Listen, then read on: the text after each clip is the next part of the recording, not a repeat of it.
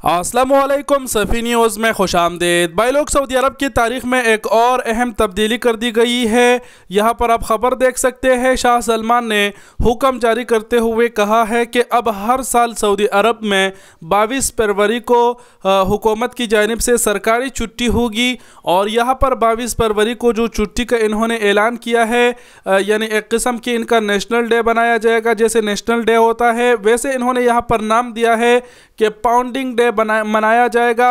और अगर बात किया जाए कि ये पाउंडिंग डे क्या है, तो आप इस हवाले से उर्दू न्यूज़ की ये आर्टिकल भी पढ़ सकते हैं। यूमुल वतनी और यूम तहसीस इसे कहते हैं। इसमें क्या फ़र्क है, मुकम्मल आर्टिकल आप पढ़ सकते हैं। 300 साल पुरानी की कहानी है। यहाँ पर अगर मैं मुकम्मल एक्सप्लेन करूँगा तो बहुत ही वीडियो लंबी हो जाएगी, इसलिए मैं शॉर्टकट में एक्सप्लेन भी नहीं कर सकता। तो अब हर साल जो है ना 22 फरवरी को छुट्टी होगा पूरे ही सऊदी अरब में। हुकूमत की जानिब से शाह सलमान ने इसका हुक्म दे दिया है। साल में एक छुट्टी का मज़ीद इजाफा कर दिया गया है और ये सऊदी अरब की तारीख़ में एक और अहम फैसला है। तो ये ख़बर आपके साथ कवर कर दिया। इसके अलावा वज़ारत दाखिला से ये ख़बर आपके साथ शेयर करता चले।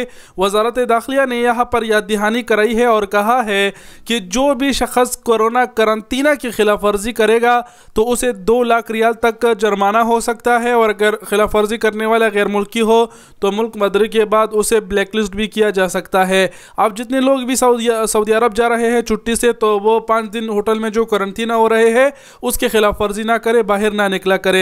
एक और ख़बर जवाज़ात ने भी याद दहानी कराई है, आप देख सकते हैं।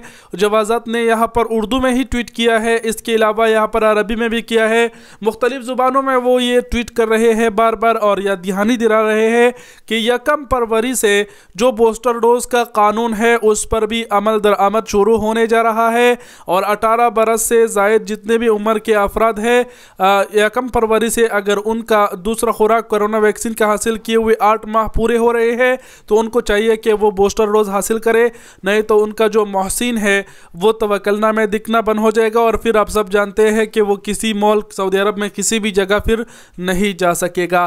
तो ये कुछ खबरें थी जो शॉर्टकट में डायरेक्ट कवर कर दिए। उम्मीद करते हैं आप लोग को वीडियो पसंद आई होगी। वीडियो को शेयर करना ना भूले। वीडियो देखने का बहुत बहुत शुक्रिया। अपना बहुत सारा ख्याल रखिएगा। अल्लाह हाफिज़।